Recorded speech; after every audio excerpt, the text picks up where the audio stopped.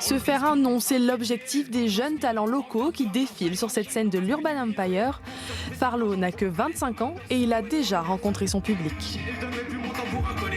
Il est super bon, il écrit bien, il a une recherche technique et voilà, donc moi je l'ai découvert par affinité en fait. C'est le goût des rappeurs locaux, il a une proposition qui me parle. On l'a vu à la fête de la musique en fait cette année, moi c'est là que j'ai découvert en tout cas.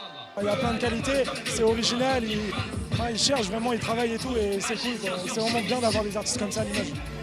Farlo s'est lancé dans la musique il y a 4 ans, il prépare un EP pour l'automne, il fait partie d'une scène rap en pleine émergence à Limoges. Il y a des gars qui sont en place, qui sortent des sons, ça se passe bien pour eux. Je leur souhaite que la réussite, il n'y a pas de concurrence, il n'y a pas de je sais pas quoi.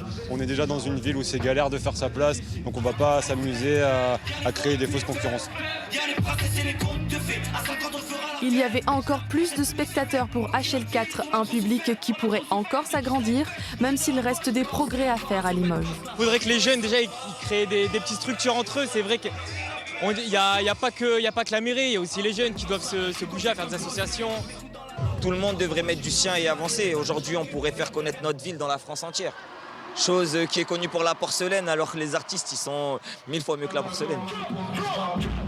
Le rap, future spécialité de Limoges, pas si sûr, mais que de grands noms puissent se faire connaître dans toute la France, depuis l'ex-capitale limousine, ça, on ne peut que l'espérer.